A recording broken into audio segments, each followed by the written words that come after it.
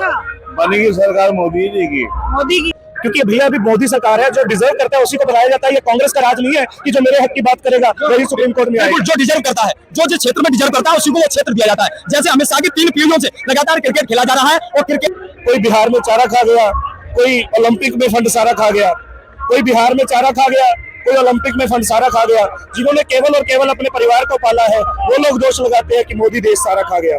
तो नमस्कार दर्शकों, बहुत बहुत स्वागत है आपका विजुअल इंडिया पे। आपके साथ मैं हूँ सवेरा छावड़ा। बिहार चुनाव का सर्वे लगातार हम आपको दिखाने की कोशिश कर रहे हैं, क्योंकि दिल्ली चुनाव के बाद सीधा सीधा सबकी नजर बिहार चुनाव पे रहने वाली है। सीधा जनता से जानते हैं क्या मुद्दे अब की बार बिहार में रहने वाले हैं। क्या नीतीश बाबू की सरकार ने कुछ काम किया है, जमीनी स्तर पे काम हुआ, यही जानेंगे। क्या नाम है आपका? मोहित गर्ग। मोहित जी, क्या कहेंगे, क्या लग रहा है बिहार में अब की बार किसकी सरकार? अब की बार जो भी भाजपा के साथ होगा उसी की सरकार आएगी और पूरे आश्वस्त है कि नीतीश जी दोबारा मुख्यमंत्री बनेंगे। क्यों? कारण? उन्होंने जो भी है बिहार में विकास भी किया है, नौकरी भी दी है, रोजगार भी दिया है, और सबसे बड़ी बात दूसरी पार्टियों की तरह कोई घोटाला नहीं किया है। अच्छा, हाँ जी, बाकी पार्टियों ने घोटाला कर रखा है। बिल्कुल। कहते हैं ना वो, कोई बिहार में चारा खा गया, कोई ओलंपिक में फंड सारा खा गया, कोई बिहार में चारा खा गया, कोई ओलंपिक में फंड सारा खा गया। जिन्होंने केवल और केवल अपने परिवार को पाला है वो लोग दोष लगाते हैं कि मोदी देश सारा खा गया। तो इसीलिए सारे घपलेबाज हैं, तो मोदी जी ही आएंगे। जो भी भाजपा के साथ होगा उसी की सरकार बनेगी। इन शॉर्ट जो बीजेपी के साथ रहेगा वो जीतेगा। बिल्कुल बिल्कुल बिल्कुल, जो बीजेपी के साथ रहेगा, जो प्रभु राम के साथ रहेगा वही जीतेगा। जो प्रभु राम के साथ रहेगा वही जीतेगा। पिछले नहीं पकने देंगे आरजेडी के चक्कर में घूम रहे हैं लोग। अच्छा, बनेगी सरकार मोदी जी की। मोदी की। क्यों? नीतीश नहीं तो चिराग पासवान। नीतीश नहीं तो चिराग पासवान। मैंने तो पहले कहा जो भी भाजपा के साथ रहेगा वही बिहार में राज करेगा, वही रिजल्ट मिलेगा। वो नीतीश जी भी हो सकते हैं, वो गिरिराज जी भी हो सकते हैं, वो चिराग जी भी हो सकते हैं। रिजल्ट मिलेगा, हरियाणा दिल्ली जैसा रिजल्ट हो महाराष्ट्र जैसा। क्या मुख्यमंत्री बदलना चाहिए अगर एनडीए की सरकार बनती है? मुख्यमंत्री बदलना चाहिए, नीतीश बाबू को हटना चाहिए? उसमें बड़ा सिंपल फॉर्मूला होता है, जो भी मेजोरिटी ऑफ सीट्स लेके जाएगा, बीजेपी की मेजोरिटी सीट्स आएंगी तो बीजेपी अपनी दावेदारी रखेगी, नीतीश जी की ज्यादा सीट आएंगी तो नीतीश जी अपनी दावेदारी रखेंगे। मेजॉरिटी और सीट तो अभी भाजपा की ज्यादा, मुख्यमंत्री क्यों नहीं बनाया उन्होंने? वो पहले डील थी ना कि नीतीश जी के चेहरे पे ही चुनाव हुआ था, इसीलिए नीतीश जी को बुलाया गया। भाजपा ये दोहरा मापदंड नहीं है कि नाम के किसी पे चुनाव हो और मुख्यमंत्री कोई और बने। लेकिन कहा जा रहा है एकनाथ शिंदे वाला हाल नीतीश बाबू का होने वाला है। ऐसा कुछ नहीं होगा, वो सारा जो भी होगा एक म्यूचुअल अंडरस्टैंडिंग के साथ ही होगा। एकनाथ शिंदे जी को भी सहमति के साथ ही डिप्टी सीएम बनाया गया है, उनको कोई बाईपास नहीं किया गया, उनको कोई साइडलाइन नहीं किया गया। बिहार में किसकी सरकार? बिहार में अब की बार किसकी सरकार? गठबंधन। कौन सा गठबंधन? आरजेडी। आरजेडी। क्यों? ऐसे ही में हमको पसंद है। पसंद है? क्या काम बढ़िया करे उन्होंने? हम गुजरात के। हाँ, बिहार में किसकी सरकार? बिहार में तेजस्वी यादव। क्यों? कारण?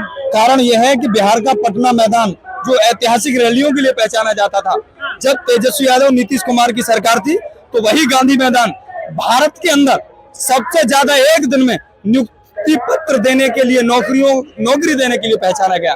इसलिए बिहार की जनता नौकरी चाहती है, ना कि जलियांवाला बाग की तरह जो बिहार के अंदर नीतीश सरकार ने बीपीएससी के छात्रों पर लाठीचार्ज किया था, वो नहीं चाहते। वो नहीं चाहते। भैया ने अभी कहा कि सबसे ज्यादा नियुक्ति पत्र दिए गए, तो भैया को भी पता होगा, वरना बताना भी चाहता हूँ। उन्हीं लालू जी पे, उन्हीं राबड़ी देवी जी पे लैंड फॉर जॉब का भी मुकदमा चल रहा है कि नियुक्ति पत्र देने के अवज में, उसकी आड़ में उनसे लोगों से जमीन ली गई, उनसे पैसा लिया गया। तो ऐसे लोगों को आप मुख्यमंत्री बनाएंगे तो बिहार का तो बंटाधार होना ही होना है। एक से जिन पर मुकदमों के शतक लगे हुए हैं और अर्धशतक लगे हुए हैं, ऐसे मुख्यमंत्री और उप मुख्यमंत्री बैठे भाजपा सरकार में।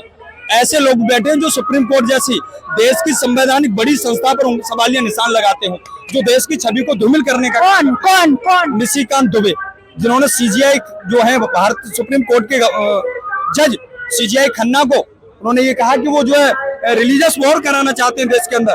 तो आप समझिए उनकी अस्मिता पर कितनी ठेस पहुंची होगी। इससे हमारी छवि धूमिल होती है। विदेश में बैठे हुए ताकतें क्या कहती होंगी कि भारत के अंदर सुप्रीम कोर्ट स्वतंत्र तरीके से काम नहीं कर रहा है। ये सवाल इस तरह से भाजपा के लोग इसीलिए लगाते हैं, वो चाहते हैं कि जो भी फैसला है हमारे मन माफे का है, लेकिन ऐसा नहीं। देश संविधान से चलता है, सोच से नहीं चलने वाला है। संविधान से जो भैया आप कह रहे हैं ना चीफ जस्टिस कोई भगवान नहीं है। भारत का जो फैसला होता है वो संसद से होता है। और जहां तक बात रही चीफ जस्टिस की या माननीय सुप्रीम कोर्ट की, तो हम उसका पूरा सम्मान करते हैं। लेकिन इसमें कोई शक नहीं है जो कॉलेजियम उसमें चल रहा है, परिवार दर परिवार जज आ रहे हैं, वो केवल और केवल एक पक्ष के, एक खास कौम के हक में फैसला देते हैं। उसका कारण आपको बताता हूँ। जब राम मंदिर का मुद्दा चला तो कोर्ट कहता है कि ये प्रूफ दो कि रामलला कहाँ पर जन्म हुआ, कहाँ पर उनका प्रकट हुआ। और जब वक्फ बोर्ड का मुद्दा वहां पर गया तो वही सुप्रीम कोर्ट कहता है कि वक्फ बिल वालों से आप कैसे कागज मांग सकते हो, वो इतने पुराने कागज कहाँ से लाएंगे। सुप्रीम कोर्ट में जज की नियुक्ति पर इन्होंने सवाल उठाया। इनको भैया को ये पता होना चाहिए कि जज की नियुक्ति जब होती है तो उसमें सरकार के 2 नुमाइंदे होते हैं, 3 लोग वोट करते हैं, जिसमें 2 लोग सरकार के नुमाइंदे होते हैं। कि सरकार के लोग चाहेंगे कि जो हमारे जैसे ना कहे उसको हम सुप्रीम कोर्ट का जज बनाए? क्योंकि भैया अभी मोदी सरकार है, जो डिजर्व करता है उसी को बनाया जाता है। ये कांग्रेस का राज नहीं है कि जो मेरे हक की बात करेगा वही सुप्रीम कोर्ट में आएगा। जो डिजर्व करता है, जो जिस क्षेत्र में डिजर्व करता है उसी को वो क्षेत्र दिया जाता है। जैसे अमित शाह की 3 पीढ़ियों से लगातार क्रिकेट खेला जा रहा है और क्रिकेट के कई वर्ल्ड कप जय शाह के नेतृत्व में भारत ने जीते, इसीलिए उन्हें बीसीसीआई का चेयरमैन बनाया गया। वो डिजर्व करते हैं भारतीय क्रिकेट को, डिजर्व करते हैं ना। उनके नेतृत्व में 3 वर्ल्ड कप भारत ने जीते जय शाह के नेतृत्व में, इसीलिए बीसीसीआई का चेयरमैन बनाया गया। बीसीसीआई का चेयरमैन होने के लिए महेंद्र सिंह धोनी अच्छे थे, न सौरव गांगुली अच्छे थे, न विराट कोहली जैसा किंग आदमी अच्छा था। इनके लिए जैसा था उन्होंने डिजर्व किया भारतीय क्रिकेट को। आप बीसीसीआई की छोटी सी बात करते हो, पूछना चाहूंगा राजीव गांधी ने कौन सा खेलों में झंडा गाड़ा है? उनके नाम से खेल रत्न अवार्ड रखा गया है, वो नहीं आपको दिखता। इंदिरा गांधी के नाम से पूरा इंडिया घिरा पड़ा है, कहीं पे स्टेडियम, कहीं पे रोड, कहीं पे कुछ, कहीं पे कुछ। वो आपके वहां पे आपकी आंखें बंद हो जाती है। इंदिरा गांधी और राजीव गांधी जी का खून देश की एकता और अखंडता के लिए सरजमीन हिंदुस्तान में मिल गया। उनका बलिदान इस देश के लिए हमेशा याद किए जाने वाला बलिदान है। और आप जो बात करते हैं ना कांग्रेस की, आप राजीव गांधी तक पहुंच जाते हैं। आपको ये पता होना चाहिए कि आपकी जो सरकार जिसकी आप तारीफ कर रहे हो, एक नोटबंदी के टाइम एक नोट लेकर के आती है और उस नोट को चलाने की दम 7 साल नहीं रहती, दूसरों से 70 साल का सवाब करते हो।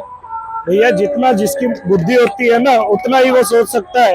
नोटबंदी जो की गई थी वो एक खास मकसद से करप्शन को कम करने के लिए, काला धन, आतंकवाद को खत्म करने के लिए नोटबंदी की गई थी। नोटबंदी के फौरन बाद पुलवामा होता है, नोटबंदी के बाद कितने आतंकवादी हमले होते हैं और ये कहते हैं कि आतंकवाद को खत्म करने की नोटबंदी की गई थी। अरे आतंकवाद तो सरकार के संरक्षण में पनप रहा है। सरकार में बैठे हुए लोग पाबंदी क्यों नहीं लगाते हैं? देश में घुसपैठियों का सवाल करते हैं तो देश की अस्मिता को निशाने पर लगाते हैं। जब देश के गृह मंत्री, हमारी सेना इतनी मजबूत है, हमारे सीमा पर खड़े हुए सैनिक रात रात भर अपनी पलक नहीं झपकाते हैं जिससे हमारा देश मजबूत है, ये उस सेना पर सवाल लगाते हैं घुसपैठी आ जाएंगे। इनके संरक्षण में पले हुए लोग आतंकवादी गतिविधियों में लिप्त हैं।